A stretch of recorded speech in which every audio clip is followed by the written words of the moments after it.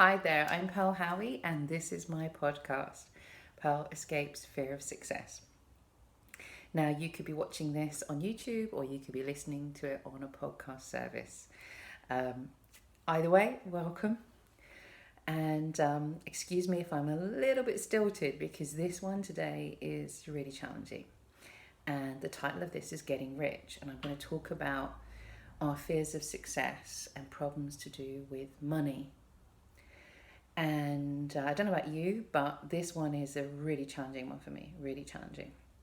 So I'm going to share some big picture thinking, and I'm going to share some unique problems that I've had and some stories about money and career and that kind of thing with you as well.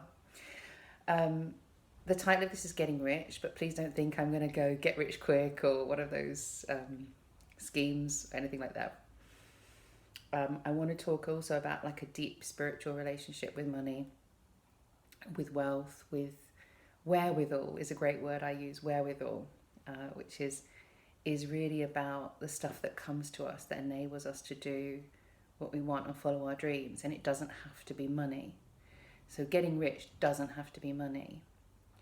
And very often I look around at the moment and I have no money, but I realize I'm incredibly rich.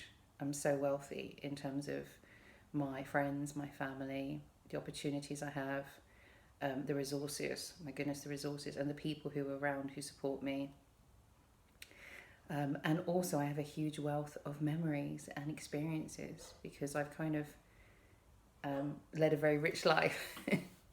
So I'm filming this indoors, I'm recording this indoors because it's very, very windy outside, and I apologise for any external noise you may get because it's such a windy day, which includes the dogs next door barking, so I apologise about that. So I actually made notes on this one because I do find it really challenging, and I think a big way forward in terms of fear of success is recognising where we have challenges. But I think money is a huge challenge for many, many people around the world, especially in Western society. And one of the expressions that we can use is money is the root of all evil, you know. And what I have learned, especially in the last year, in which I have really experienced some ups and downs with money, is that for me, what I believe is that money is significant but not important.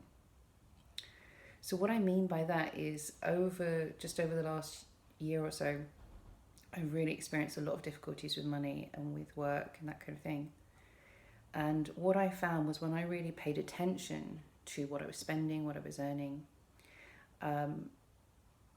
I would experience, like, say for example I had earned some money but I was waiting to receive it, I was waiting to get paid. And I was in a situation where as soon as I got paid, I was going to leave that situation. And the money didn't come. And I was frustrated and I was waiting.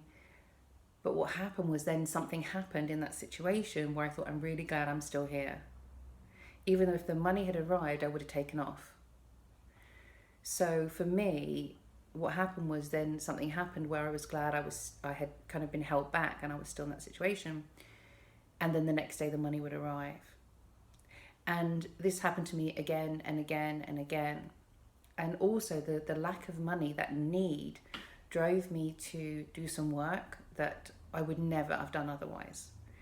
And when I was doing it, it was so difficult. And I was, every day I would say, oh, can I leave? Can I leave? And I was like, well, I can leave when I get this amount of money. I can leave when I reach this amount of money.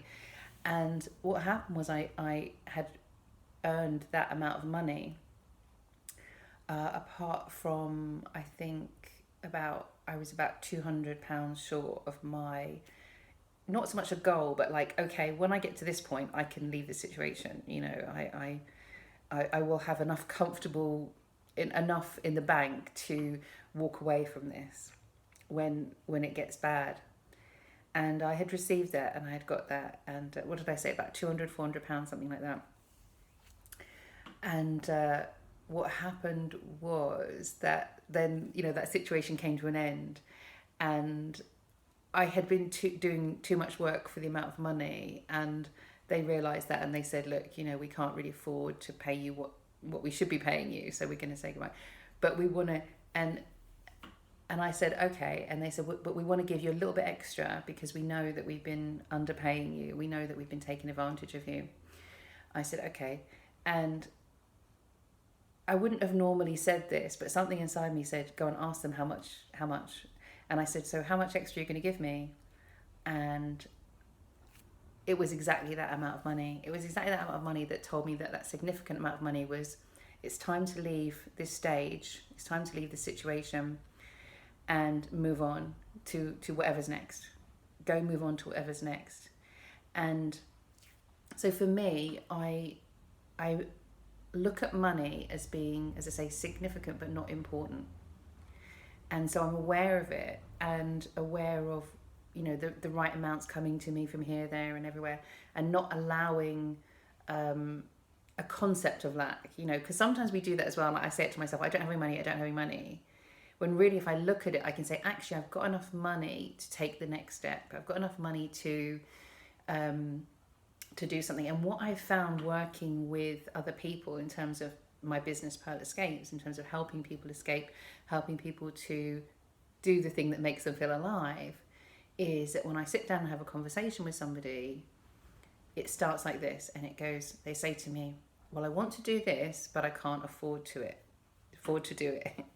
And I say, well, how much does it cost? And they say, I don't know. So their perception is, I can't afford to publish a book. I can't afford to go on holiday. I can't afford to go to this country. I can't afford to earn a qualification. I can't afford to do a training. And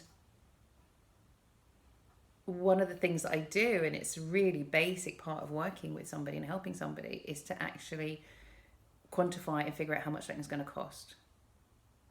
So we say, well, and I was actually doing this, I think last week, the week before, with somebody about publishing a book, and we were looking at costings and things. So it was like, well, if you do this yourself, then you're only paying for this. If you do, so it's kind of like doing, I would say it's like doing a book is like, for me, it's like the architecture of doing a house, and or having somebody in to redecorate, whatever. So it really is about looking at what you've got and what you need. And so for a lot of people, I say to them, well, if you if you want to refurbish your house, you look at what you can do yourself and what you need an expert to do. And then if you look at how much it costs to pay the expert just to do those bits, the biggest factor is then time of actually sitting down and doing the prep work yourself, or sanding down the walls yourself, or something like that, or stripping the wallpaper. It doesn't take an expert necessarily to do that unless your walls are really bad. If your walls are really bad, you might need an expert. But we often use money as a block to prevent us moving forward. So we use money against ourselves. We use the concept of money against ourselves. And I want to teach you an exercise in this that's going to help you to hopefully perceive that and to clear that. Okay. But that's kind of separate. That's using money as a block. But one of the things we can ask ourselves is, why do we find it so difficult, so many of us, to be rich, to say, I want money? And because there's a lot of spiritual stuff that says, hey, I could just go, hey, I want £1 million and here it comes. And actually, if you look back at what I was explaining there about situations in my life last year, you can see very clearly why that money didn't arrive until I was ready for it. And I always say that, my way of working with the universe is, I always think of it as, however you perceive the universe, I always look at it as considering the universe as this great and wonderful teacher. And a great and wonderful teacher gives you what you're ready for at the same time, just about a little bit before, when you're ready for it. Not everything at once.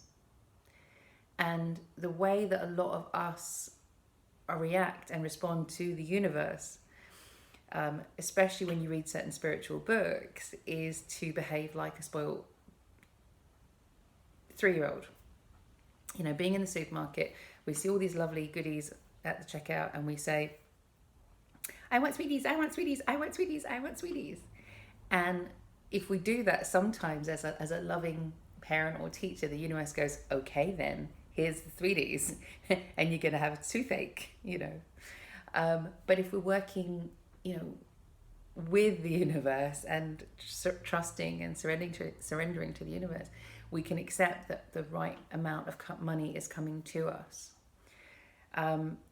So let me just explain that a little bit more, because I know that at the moment, you know, so many people are suffering, so many people are having difficulties, and there are a couple of things here as well, and one of those is systemic and societal problems with money as well, and I'm going to talk about that some more. And I'm not going to sit here and say, oh, well, if you just manifest, or if you just get a bit more education or that, because I know that's not true. And I know from my personal experience, so many times when I've been incredibly poor, and when people around me have been incredibly poor. And what I can say from my own experience in that is that myself and the people I love are incredibly bad at asking for help. And possibly also repaying that help and giving back what we can when we can. So it's not just about money, it's, you know, last year when I hit a really, really bad patch and I tried everything, you know, I have 2 degrees, and I write about this in my book. I have 2 degrees, and I was trying everything, and I was going to employment agencies for the, you know, like labouring jobs and things like that, and there wasn't anything.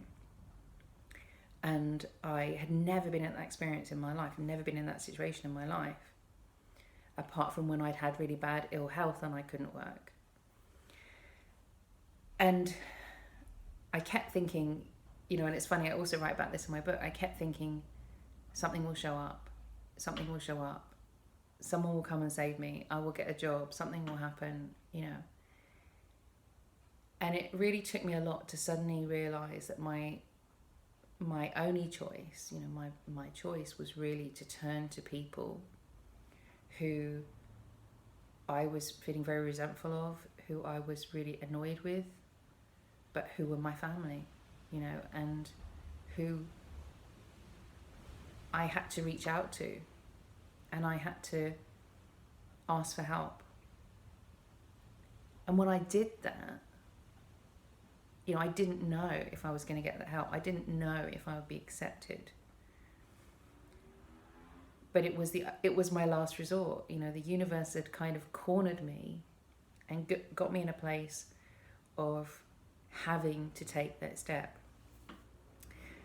and having to let go of my pride, and say, I can't cope. I can't do this on my own. And, you know, I'm not going to say, oh, it was easy and it was butterflies and rainbows, but it was needed. It was absolutely needed. And it was about healing that relationship, that very, very important relationship in my life.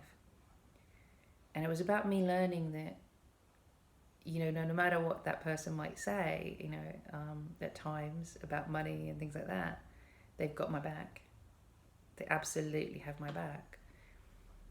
And sometimes that experience is so important, to know who's in our corner, to know who we can rely on.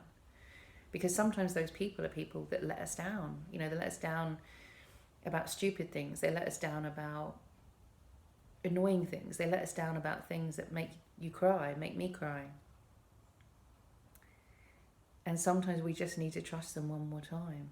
We just need to give them one more chance. And then we see that they just made mistakes along the way.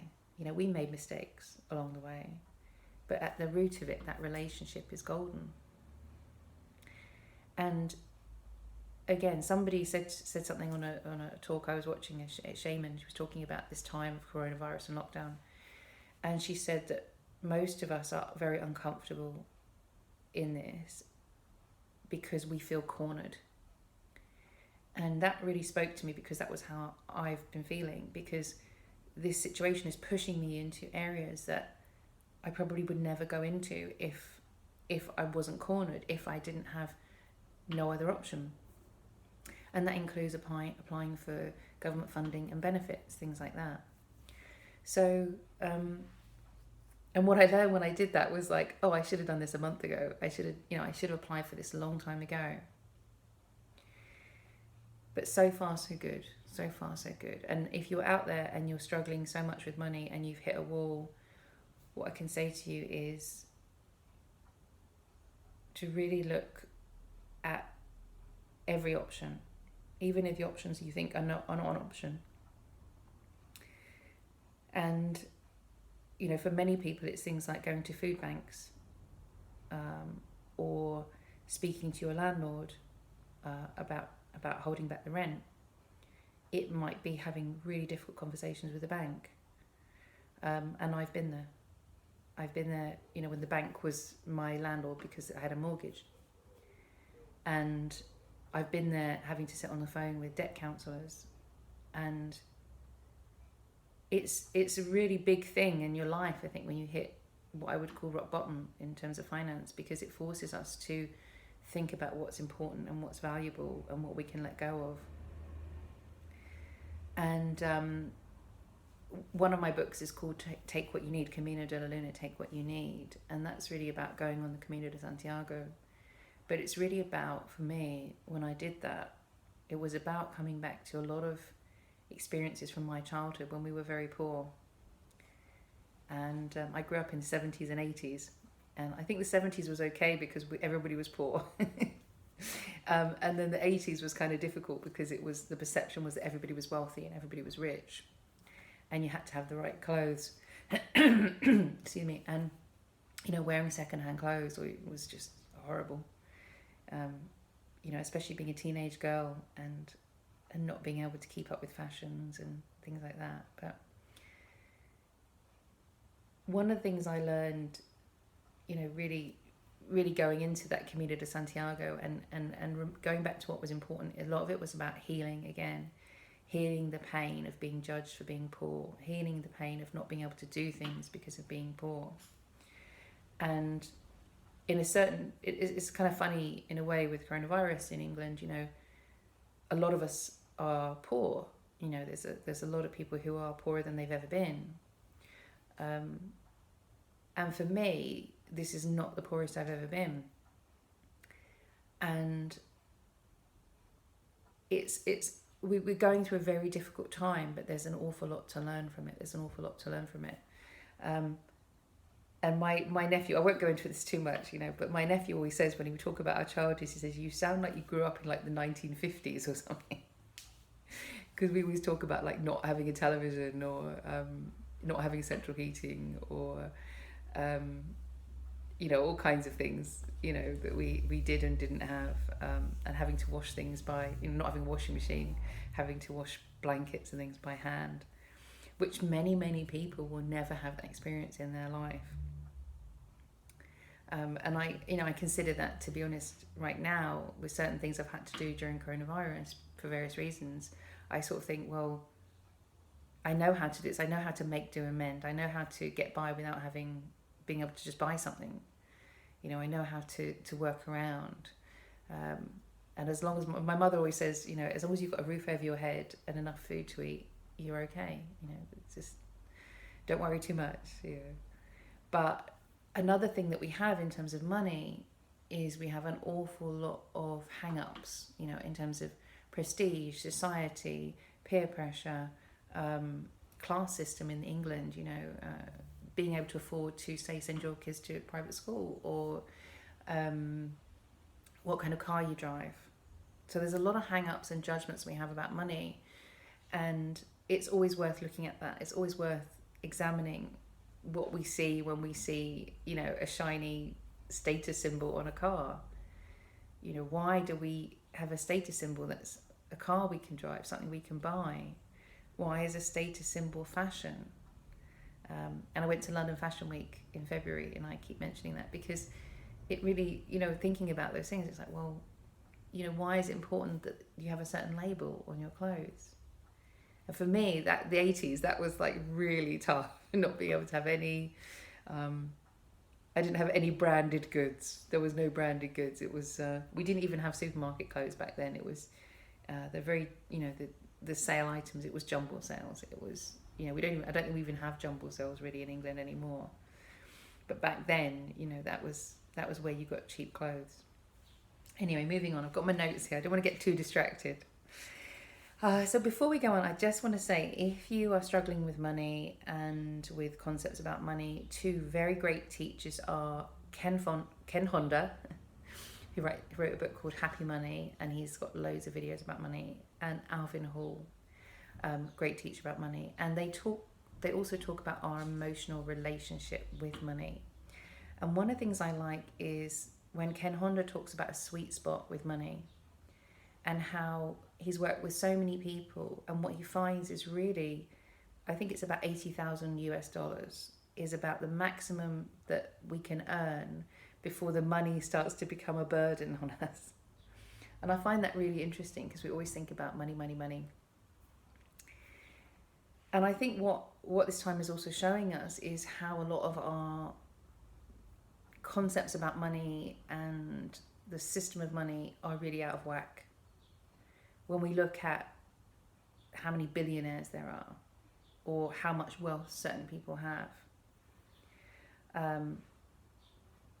and questioning our own ideas about, well, hang on, the desire to have a certain amount of wealth is kind of also about having a certain amount of status and importance and power. But I suppose, coming from a very sort of introspective and spiritual background, my belief is really our power is about self-mastery. It's about learning to master our own condition, our own way of being.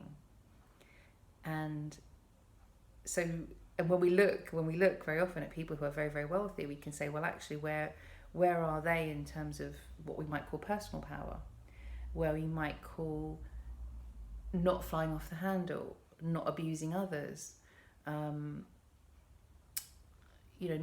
having to exert power over others in order to feel special or important,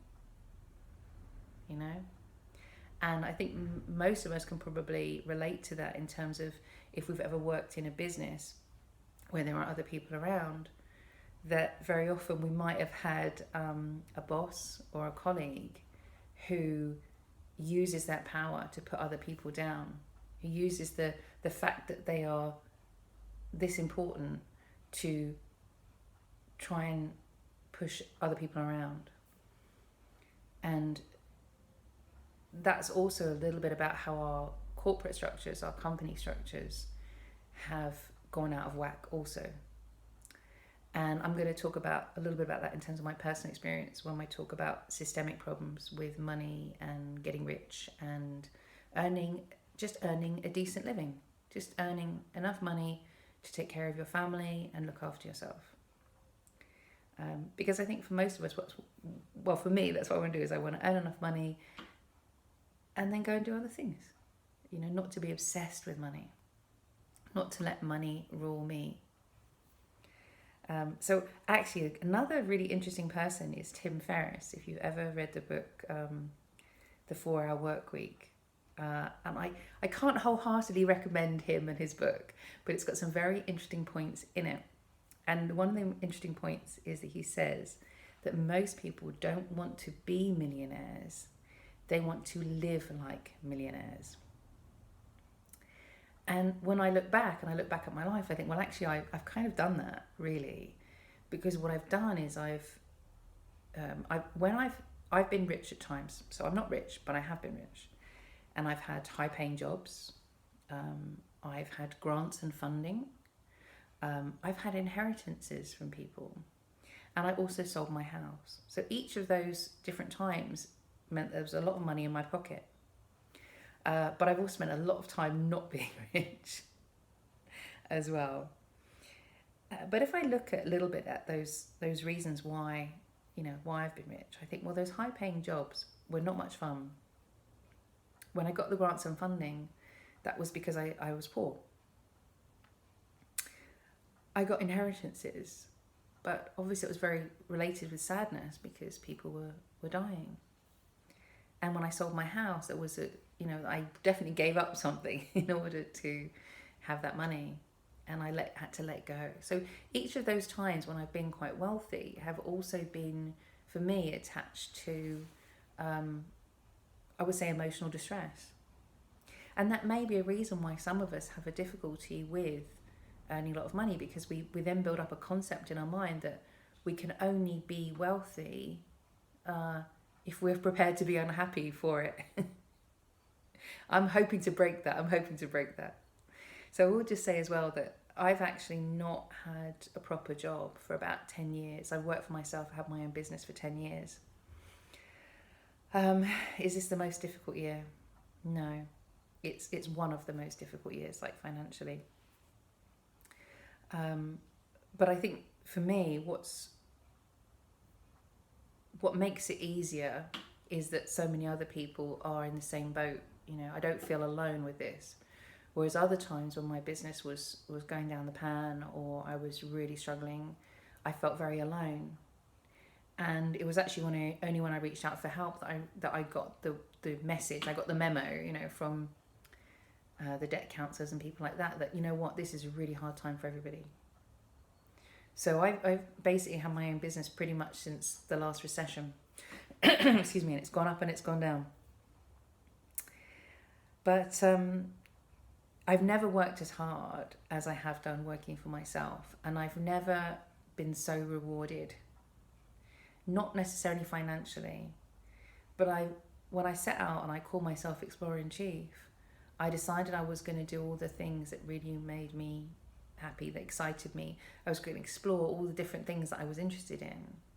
So it set me free to really learn at a very high level and to progress at the pace that suited me, which is very different to some of the corporate jobs that I had had. Sorry, I'm just checking my notes here because there's a lot about money. And actually, just to reflect back for a second, if you're listening to this, I would also recommend you listen to, if you haven't listened to Getting Fit, which was the previous episode, because almost all of those issues that we have with getting fit, really, if you listen to it, they relate to getting rich, earning money as well. So the fear of holding ourselves back, the fear of consequences, say having to pay more tax, money affecting our relationships, all of those things, and also those out of whack societal models. So in fitness, we might see societal role models who are way too thin and unhealthy. In money and getting rich and business, we can see role models who are way too, I would say, financially powerful and unhealthy. So we need to also look around and say, well, where are my good business role models? Where are my good financial role models? You know, and I have them, and I'm really lucky that I have them, because I see people doing the kind of work that I want to be doing and living very kind of normal lives. You know, we get together, we go out for dinner. You know, we're not doing that whole finance world thing of having £1,000 bottles of wine or whatever. It's just very normal. It's about earning enough to just live comfortably, you know. And I won't say that's not about having extraordinary experiences, because if you know me, you know I've done so many extraordinary things, and I've been to places and travelled and done so many things that really millionaires still haven't done, because they're scared to take that step. Okay, so a couple more things I want to add is that there's a kind of I disagree with this totally, but there's a kind of a concept that people have a difficulty with working hard, and that stops us from getting rich. But actually, I think it's the other way around, and I think that's why we need to address the problem the other way around, because it's actually the difficulty with getting rich that stops us from working hard, or one of the things. Okay, I'm going to go into it a little bit more. And it's really about looking at cause and effect, examining our goals. Okay, so I want to teach you just something really quickly, and then I'm going to talk about societal issues as well, because I think we really, really need to talk about that in terms of getting rich and in terms of healing our societal financial models. And you know, there's a lot of work we've got to do. So This is the exercise, and this is one I've used time and time again for the same reason, because people say, I have a dream and I can't afford it. Okay, it's very easy to get caught up in the I don't have enough time, I don't have enough money, because that's what everyone else is saying. So here's the thing. Now you can do this very quickly. You can just do it as top of your head and the first thing that comes to mind, because that can sometimes work really well. Or you can go away and get really, really quiet and listen to your heart, listen to that inner voice, the good one, not the bad one. The angel on your shoulder, not the devil on your shoulder. And actually, I've just done an online course, Udemy, which actually will help you if you're finding it difficult to find your next step. But anyway, so these are two very simple questions that I ask myself when I'm not sure if I'm on the right path, when I'm feeling a bit like, ooh, what am I doing? So the first question is this.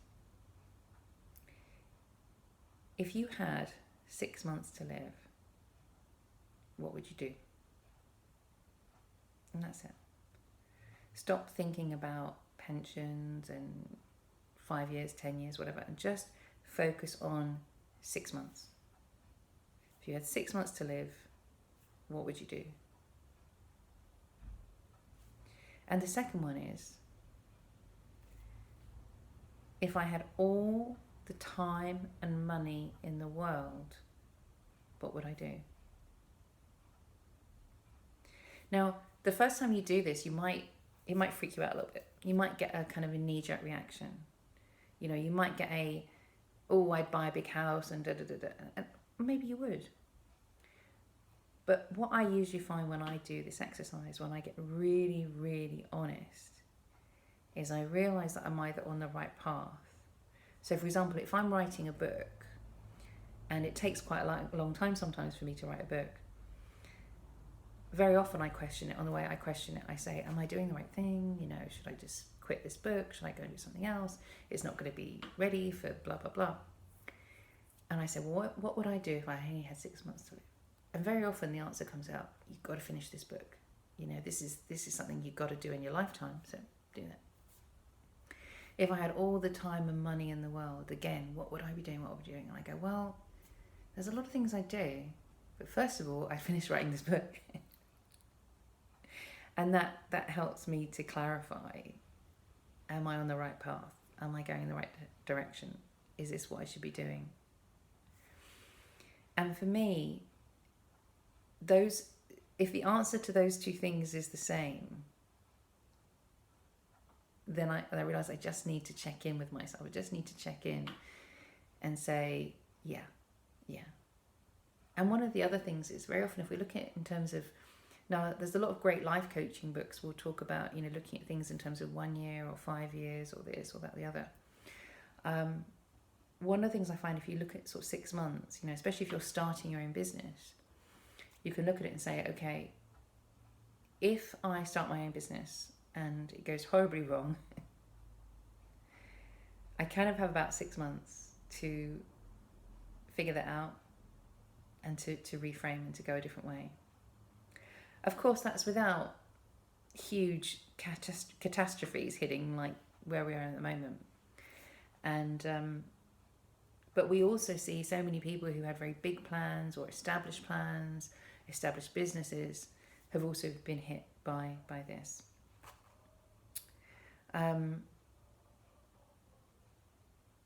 Now I want to talk about some other stuff. Actually, I've just seen something pop up for me, and I thought this was very interesting last night. And it's funny, I always think of this episode of Buffy the Vampire Slayer when I think about money and stuff. And it's actually one where Xander gets split into two. So even if you haven't seen this, so this guy goes to see an apartment, and he looks at this gorgeous apartment, and he looks at how much it's going to cost to rent and everything, and he freaks out. And his girlfriend's saying, I want you to get this apartment, He's like, how could he possibly do this? And then what happens is there's a magic thing, and he gets split into two. And he thinks this guy is an imposter, but actually this guy goes into his life and he lives it. He said he lives it better than him, gets their promotion, signs up for the apartment, tells the girl how much he loves her. And then they realize actually this magic was about being split into two. So the person that got the job, got the promotion, got signed up for the apartment, told the girl he loved her, was just him. But it was him with all the confidence, without all the fear, without all the self-loathing and lack of confidence. So I always think about that. It's that actually it's amazing what we can achieve and do when we get out of our own way, when we forget to be fearful, when we forget to say, I can't do this. And I always remember when I was traveling, very often I would go and I would sometimes go to this really amazing hotel and walk around. I went to one in LA and Malibu, and I was looking around for somewhere to stay that night, for the next 2 nights. And I was driving around and I would say, can I see the room? And I went into one and it was like, no, thank you. Because I booked somewhere and I got there and it was just so awful I couldn't stay. So I was then driving around looking for somewhere else. And I always remember I walked into this amazing little place and I said, how much are the rooms? And they said, oh, they're like $250 a night. I was like, that's a lot of money for me. Still a lot of money for me. And they said, do you want to see the room? And I said, okay. And they took me up and they showed me this room and it was so gorgeous with the view was onto the Malibu pier and it was all this. And, part of my brain's going, I can't afford this. I can't afford this. I can't afford this. And another voice said, I'll take it. I'll take it. And I did, because I didn't think that I could do something so great. And when I stayed there, it was one of the best experiences. And I didn't go out for dinner. I didn't spend any money anywhere else. I just stayed and enjoyed this hotel room. So I probably saved money in the end. But I learned that feeling of like when something feels just a bit too good for us and we can't say yes to it because it feels like this is for rich people. This is for people other than me. And it's like, no. The world is for us. The world is, there's no reason why we can't step into it and enjoy stuff, even if we come from a very poor background, even if we never had anything like that in our childhoods. It's okay for us to step into something really amazing. But I've also done the other thing of going somewhere and checking out the room and going, it's great, and saying to them, but it's a bit too much for me. Like, not the money, but I don't need this. Today, I don't need a suite. I just need somewhere to lay my head tonight. That's all. But anyway, moving on from there, again, a lot of that concept and we have about who we are and what kind of house we can live in and what kind of car we can drive. I'm not going to go all motivational speaker on you and say you need to buy the best thing or whatever. Although I don't know if any of you remember from buying a computer, they always used to say, buy the best you can afford at the time. Whereas now when you go and get a phone, it's like, well, this phone's 3 years old and it's still pretty amazing. Still way more than I need. So we kind of also need to look at where we are and what we need today. Do I need a 5-course banquet or do I just need a sandwich? Do I just need I used to go to Greg's and I get a vegan sausage roll for £1 and that was lunch and that's fine. That's all I need. So it's about what we need for the day. Okay, so what I'm going to do, it's kind of weird because I'm doing a lot of trainings as well at the moment. So I feel like I'm teaching a little bit. I say, guys, if that's what you need from this podcast or this video, please take it and run. I'm going to spend 5 minutes talking about some of the societal issues with money and getting rich and earning a basic living. And again, I probably should offer you a trigger warning for this because I know a lot of people have been affected. And sometimes the wounds and the pain that we feel from systemic and societal prejudice go deep. And they go so deep that we can't even see them. Now, it's August 2020. We've been through so much this year. And a lot of systemic racism has been brought to the front. It's been brought to the front. And I actually did a video quite a long time called My Body, if you want to check that out. And I was talking about things like our perception of ourselves as female, male, black, white, those kind of things.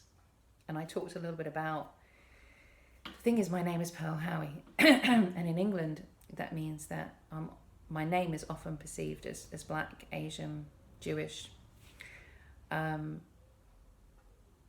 So in terms of getting work and getting a job, I had a really difficult time when I was going out and getting work in 1993 without the internet, no little pictures, nothing like that. So my CV was my name is Pearl Howie. And it took me a really long time to understand, and it's painful to understand this, that my problem getting a job was not just because I was a graduate, recent graduate. It was because people perceived me as black, or Asian, or Jewish. And you might ask me how I know that, and it's because when I look back over my career, I realised that the only people who hired me were black, or Asian, or Jewish. Or at a certain point, I got hired into companies because I had met people. So they met me, they had a perception of me, and then they took my CV. And when that happens, they say, "Oh, Pearl, what a pretty name." And I say, "Oh, thank you." And I thought nobody had a problem with my name. I thought, well, it's a pretty name. Everyone says it's a pretty name. But unfortunately, even being graded at universities as well, back then, there was a gender bias, there was a racial bias, I believe. Because otherwise I think, well, hang on, how come that guy that I was tutoring is getting a better grade than me in this paper? Anyway, one thing that happened recently, talking about the difficulties and the systemic problems with getting jobs, keeping jobs, I really had to kind of go back and look at something that had happened the last job I applied for. And the person who got hired over me was a guy. Now, I actually know him, he's a lovely guy. He probably deserved that job more than I did. But one of the things that did was it did touch a nerve, because I've worked in many corporations, many businesses, and looking back, I trying to add it up, and I think it's about 5 or 6 times I was working in a team, and either there was somebody already there, a white guy, or somebody was hired in for a project who was doing 10% of the work that I was doing, and I had to fix all their problems. I had to fix the system. I had to run the team, and I wasn't getting paid a fraction of what they were getting paid. And I actually have a more advanced degree than most people. I actually have 2 more advanced degrees. And I watched a couple of films actually recently that came up, and I watched a film called Second Act with Jennifer Lopez. And as I was watching this film, I thought, this feels really familiar. That you're a woman, and in her case, a woman of colour, doing a job, doing a great job, and you cannot succeed in a male-dominated environment. And I also watched a film called Late Night, which is also about a lot of similar issues.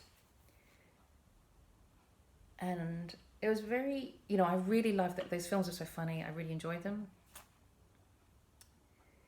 But it wasn't easy sometimes. When I actually think about those years that I spent working so hard, and I couldn't win.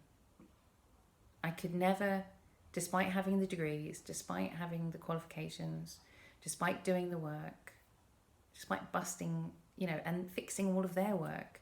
How often did I spend fixing their crap? Excuse my French.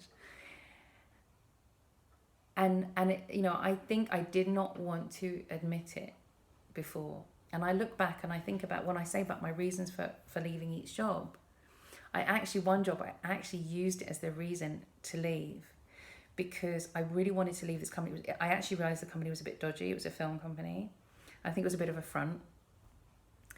And I wanted to leave, but I wanted a reference. I wanted to get paid. I wanted a reference, you know. So I actually said to them, I want to be paid as much money as this guy over here, because he's writing like a few scripts. He's writing 3 or 4. I'm writing 10, and I'm on set, and I'm the assistant director, and I'm doing the crewing, and I'm doing this, and I'm doing that, and they're like, we can't do that. We don't have it in the budget to pay you. But I knew that they were going to say that. So it was actually an excuse that I used to leave that job, because I wanted to leave it on my high horse. But if I actually look back at other roles, I think, yeah, in that job, that was the case. And when I left, I there were other reasons for leaving. When I left, they offered me like an executive position. They said, no, we want you to stay, we want you to do this. But there was no trust left. I didn't want to do that, because I didn't have any faith in corporate culture. And that was back in the 90s. And time again, I would go and work somewhere, and then, we want to make the team bigger. We'll bring in some white guy.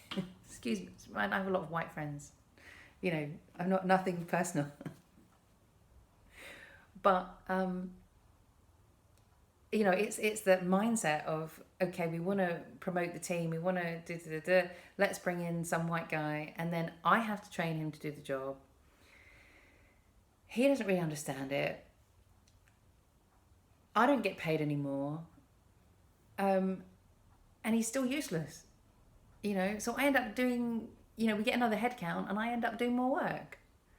So, yeah. And so time and time again, I've been in the situation of having more and more work loaded onto me, getting less money or the same amount of money, and just kind of, and it's because I'm a girl. That's sick. I'm wrong, right? I can say it to you because you're all friends. So yeah, it's so hard when there's a broken system. It's so hard, when people are not able to get a good job, for whatever reason, and I think that's a big reason why I went out on my own and I do what I do, because whatever happens, the buck stops with me. Whatever happens, I choose who I employ. And I've learnt from the employment side as well that I used to overpay everybody. And then I got into trouble because I was giving people too much money. And then they were being a nightmare. And I was like, hang on, why am I giving them so much money? Because I created this, I'm going to pay them less and they can prove their worth, But I think the thing is that we have to dismantle our systemic problems. We absolutely do. We have to really treat people, and we have to find ways, even if it's as simple as the way that we grade certain exam papers, in that we take off the gender, we take off the race of somebody, or the background, or the country they were born in, or something, and we look at the work. We actually look at just the work of that, to make sure that there is an element of fairness. Because at the moment we are working within a system that is just stacked against anybody who's not got those contacts, who's not male, who's not white. And it can work the other way around as well. It can, and I don't want to speak for anybody else, but I know that from my friends, my family, we just want to be treated fairly. We want to just be treated fairly, and not to see contracts going to a company because they're friends with the Prime Minister, or people cheating in a way of creating a system that just honours those people who were born into it. So anyway, that was my little, I don't know if that was a rant or not, or just a bit of personal experience. I think very often, as when I was at college and I was at school, I was always treated fairly. I was really treated as top of the class because my work was excellent, and I did not realise how much sexism was out there, you know, and it was a shock. And it was a shock to also come out and experience the racism that existed in the world. And I've, you know, from traveling, from my experiences, from listening, from just deep listening to other people, I know it is out there. And it's very painful when we come up against these wounds, and they're very much related to money. You know, when we get our paycheck and we know that, you know, I saw a thing recently saying that something like for women, because of the pay gap, women lose out about £280,000 in their lifetime of work. And if I look back to the places where I've worked and the corporations I've worked, I could say, you know, if I had stayed in that corporate culture, I would be looking at a loss of earnings of probably about £750,000, almost £1 million, you know, in my lifetime. So I could say I've saved £1 million by leaving the corporate world. I don't know where that £1 million is going to come from. But I have lived the life of enjoying and experiencing and doing what I really want to do in this life. And I think that's priceless. And when I look around and every time I see an advert or something where somebody's trying to, and actually this happened to me, somebody was trying to sell me something, and you know, it was we had an American guy come over to England, and it was a business seminar. And I was thinking, is this how they sell stuff to you in the States? You know, this guy comes up and he's talking about his life, how many weeks holiday he gets, where he goes to go on a holiday to all these places, and he does this and does that. And this is why you should buy this package from him to write your book, and you would be really successful. And I was sitting there and I was thinking, but I do that. But I've done that. But I have that. Okay. And I've got no money, but I've had incredible experiences in my life. And what I've learned that sometimes, you know, having those incredible experiences is so much cheaper than you think. You know, I've never owned a fancy car, but I've driven loads of fancy cars because I've just hired them for a couple of days. I've never had a beach house, but I've rented beach houses, and I've got paid to live in beach houses to look after other people. So I've experienced millionaire lifestyle time and time again. I've also done things like, you know, going to the Cannes Film Festival, going to London Fashion Week, which you can't, you know, really, unless you're really, really rich, you can't pay to do that. You have to do it as part of a business thing. So, yeah, I think, you know, I have a lot to heal in the area of finance and wealth. And I'm not there yet, and I haven't figured it all out yet. And I still keep hoping that one day I'll manifest my £1 million and it will come. And right now, you know, during coronavirus, you know, I suppose one of the things I wish I had was I wish I had a house with a swimming pool. And I was talking to a friend, and I said, oh, I really wish I had a house with a swimming pool. And she said, she said, I just keep going around to my friends' houses. They've all got swimming pools. And I thought, yes, this is another alternative, isn't it? I just need to make some friends with swimming pools. And I'm kidding, but I'm not kidding, because I've also been able to do lots of wonderful things because of friends who've invited me. You know, I always say I'm a great +1. And so I've been invited to go to amazing parties and on holidays and everything like that because, you know, I'm a lovely guest. And actually that's a very important thing as we go through life, you know, that if you go on Airbnb and you want to stay in amazing places, you need that, you know, it's not about being the kind of person who books hotels and then complains about everything. Your host will write a review of you as well as a guest. And if you can get good reviews as a guest, you get invited to more things, you get allowed to do more things. And I hope that's the way that we're going, you know, as a society. Is it's not just about earning hods of money and then throwing it around. And I've also, you know, I am going to finish. Having stayed in so many amazing hotels around the world, and how many times have I looked at those adverts and the brochures and looked at some 5-star hotel and thought, if I could just stay there, my life would be perfect. And the two things are that sometimes when I arrived there, I was such a mess, you know, from whatever was happening with that journey and that traveling, that if you'd seen me in that 5-star hotel, you would have thought I was a really miserable person and I wasn't enjoying it. But it was more about healing, like going to an amazing spa and just allowing myself to fall apart, allowing myself to fall apart in that environment. But the other thing is that I've also been very much aware of, in 5-star hotels, that we sometimes have guests who are just so unhappy and miserable and take it out on everybody else. So they're the people who are shouting at the waiter and the waitress, or they're sniffing at the buffet, or nothing. So I've kind of sort of been there, but I also think when we look at that sort of golden idea of, if I had all this money, and if I was the head of this company, or if I could afford to have my own yacht, or if I had, my life would be perfect. My life would be perfect. And one of the things, as we get to know more people, or as I've got to know more people who are very, very rich, who are millionaires, they're just people, and my friends who are very rich are very decent people, very, very decent people. And sometimes, yes, I look at their life and I think, wow, that's amazing, and they get to do this, and that's great. But I know that they suffer too.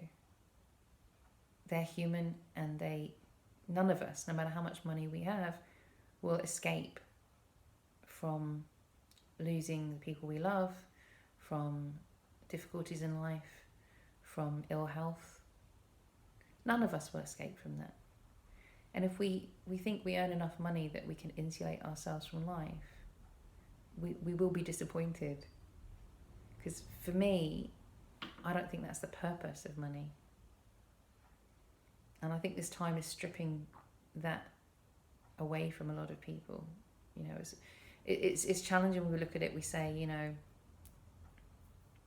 if I was really rich and I was a pop star and I had a house and a swimming pool, this would be much easier. Coronavirus would be much easier. But if I probably knew that person personally, I would see that their challenges are just as painful, just as difficult. And what would also say is that even people who have all the money in the world have not been able to do many things during this time, have not been able to travel, have not been able to see their friends and family. So it's affected us all in different ways. And if we can be truly friends with others, and we can really be open and honest and talk about things, again, it's about healing our concepts and our misunderstandings of each other, and hopefully trying to move forward into a new world where we don't let ourselves replicate and keep replaying the same mistakes and the same problems, and we can move forward and move into a better time for us all. Because one thing I learned from the Eastern world is that when I've gone to very poor cultures, they are very good at sharing, very good at giving away food when they don't want it, very good at giving away water when they don't need it, very good at sharing kindness and sharing whatever they have. And perhaps that's something we can learn from this time, is actually to ask each other, do you need any help? To ask for help, to share what we have, because there is enough to go around. There is always enough to go around if we share wisely, if we take wisely. And I always come back to Jesus and the loaves and the fishes, that if we share, there's enough to go around. And if you are Christian, remember that when you think about money. Okay? Is that all right if I give you that tip? Thank you so much for listening. I'm going to close out now. Remember, I've got the Udemy courses as well. If you check them out and you want discount codes, just message me. If you want to give them a free trial, just message me. And check out the books as well, and the book on Pearl Escape's Fear of Success.